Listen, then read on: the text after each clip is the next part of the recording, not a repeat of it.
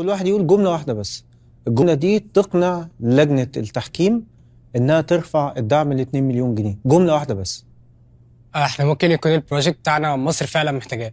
بالنسبه للجرين شيلد انا شايف ان احنا بننفست في تكنولوجي للفيوتشر عشان تفيد مصر بشكل فعلي.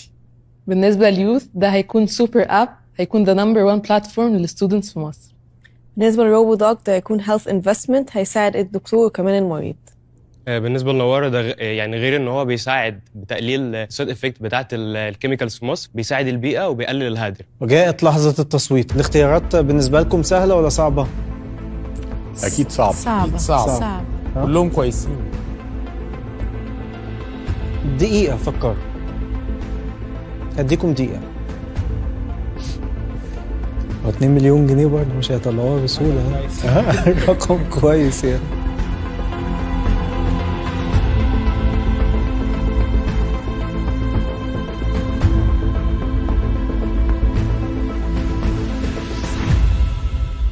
هاني. قطفة. صوت لقطفة.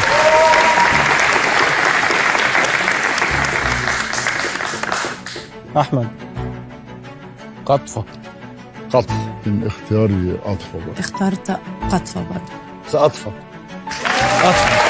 ده بالإجماع.